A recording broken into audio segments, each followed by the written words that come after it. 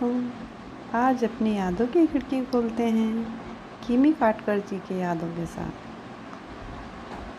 कहा जाता है कि समय किसी इंसान को मशहूर भी बना देता है और समय ही इंसान को गुमनाम भी कर सकता है, लेकिन किसी सफ़र की मंजिल तक पहुंचने में कितना समय लगेगा और कौन सा रिश्ता सही रहेगा ये कोई नहीं बता सकता। बात अगर सिनेमाई दुनिया की हो तो यहाँ कई साल बिताकर भी कुछ लोग जहाँ गुमनाम रह जाते हैं, तो वहीं कुछ लोग एक फिल्म से भी सुपरस्टार का तमगा हासिल कर लेते हैं। किमी काटकर का जन्म 11 दिसंबर 1965 को मुंबई में हुआ था। इनकी मां का नाम टीना काटकर था, जिन्होंने फिल्मों में जूनियर आर्टिस्ट के तौर पर काम करने के अलावा कई फिल्मों में कॉस्ट्यूम डिजाइनिंग के तौर पर भी काम किया था। किमी काटकर के पिता फिल्मों में जूनियर आर्टिस्ट सप्लाई करने का काम किया करते थे। सिनेमा से जुड़े लोगों के बीच रहने के कारण किमी काटकर को भी ये दुनिया आकर्षित करने लगी थी और इसलिए अपनी पढ़ाई पूरी करने के बाद 17 साल की उम्र में ही उन्होंने मॉडलिंग करना शुरू कर दिया था। किमी काटकर को फिल्मी दुनिया से रूबरू करवाने के लिए उनकी मां का बहुत बड़ा योगदान है, क्योंकि उनकी मां अपनी बेटी को हिंदी सिनेमा की एक बड़ी अभिनेत्री के रूप में देखना चाहती थी।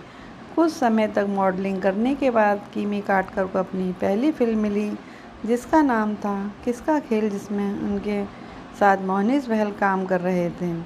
लेकिन कुछ सीन शूट होने के बाद ये फिल्म किसी वजह से बीच में ही रुक गई और फिर कभी शुरू ही नहीं हो पाई। मगर इस दौरान मोहनीश बहल और किमी काटकर एक दूसरे से बहुत करीब आ गए और कहा जाता है कि इन्होंने एक दूसरे से सगाई भी कर ली थी। इसके बाद साल 1985 में आई फिल्म पत्थर दिल में किमी काटकर को सपोर्टिंग एक्ट्रेस के तौर पर काम करने का मौका मिला, लेकिन इस फिल्म से किमी काटकर को पहचान और शोहरत नहीं मिली। इसी बीच फिल्म डायरेक्टर बब्बर सुभाष अपनी नई film the adventures of torsion पर काम कर रहे थे, जिसके लिए इन्हें चेहरों की तलाश थी। अपनी इसी तलाश के दौरान इनकी नज़र एक सिक्योरिटी गार्ड पर पड़ी, जिसकी कदकाठी उन्हें अपने किरदार के मुताबिक सही लगी। उन्होंने उस सिक्योरिटी गार्ड को कुछ समय तक ट्रेनिंग दिलवाने के बाद अपनी फिल्म का हीरो चुन लिया और इस तरह हेमंत बिरजे भारतीय सिनेमा के टार्जन बन गए।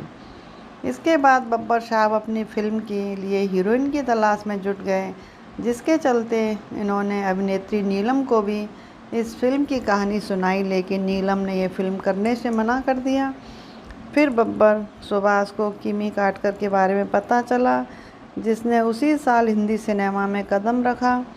बब्बर सुभाष किमी के पास गए और उन्हें अपनी फिल्म में साइन कर लिया।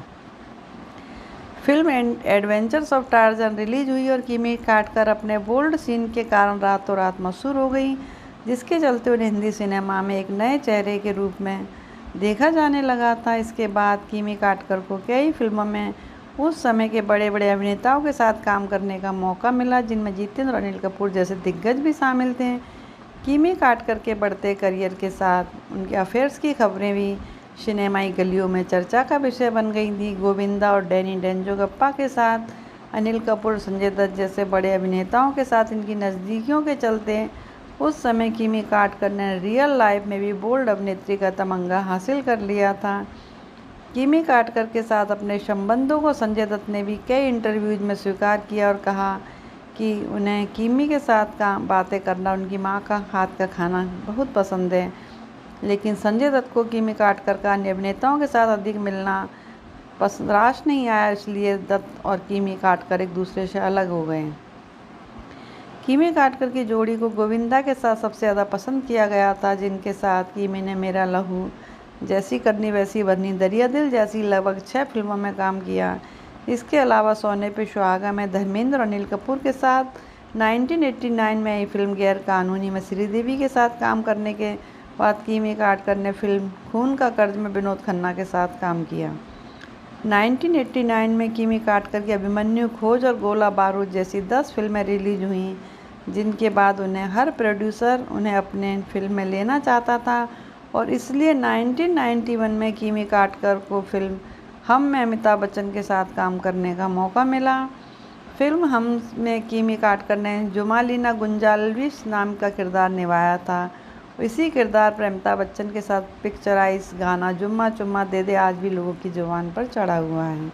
ये गाना बड़े बड़े अभिनेताओं से सजी इस फिल्म का सबसे हिट गाना बन गया, जिसने टार्जन गर्ल के नाम से मशहूर किमी काटकर को नई पहचान दी। लेकिन इसके बाद किमी काटकर ने बॉलीवुड से दूरी बनाना शुरू कर दिया और फिर 1992 में इन्होंने फोटोग्राफर और advertising film producer Shantanu Shourie से शादी कर ली, जिनकी पहली पत्नी का नाम मालविका तिवारी था।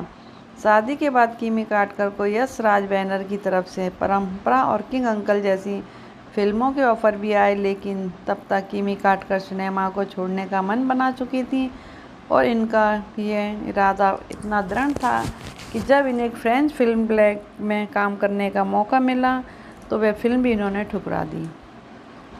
अपने 7 साल के फिल्मी कैरियर में लगभग 50 फिल्मों में काम करने के बाद 1992 में आई फिल्म जुल्म की हकीकत इनके कैरियर की आखिरी फिल्म साबित हुई।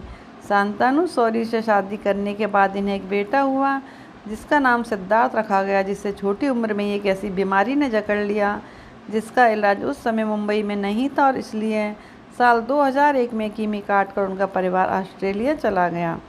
ऑस्ट्रेलिया में उनके बेटे का इलाज हुआ। इसके बाद 2006 में ये परिवार फिर से भारत आ गया, जहां आज किमी काटकर सिनेमाई दुनिया की चकाचौंध से दूर पुणे में अपने परिवार के साथ रहती हैं। फिल्म हमसे मिली सफलता के बाद अचानक करियर छोड़ने के सवाल पर किमी काटकर ने कहा, हम फिल्म के बाद उनके पास हर चीज़ थी जिसके लिए लोग बॉलीवुड में आते हैं। उनके पास पैसा था, शोहरत थी और साथ ही अमिताभ बच्चन के साथ काम करने का मौका भी उन्हें मिल गया था। किमी काटकर के इस बयान से साफ है कि फिल्मी दुनिया में उनकी वापसी की गुंजाइश बहुत कम है, जिसका इंतजार उनके चाहने वाले आज भी कर रहे हैं। धन्यवाद।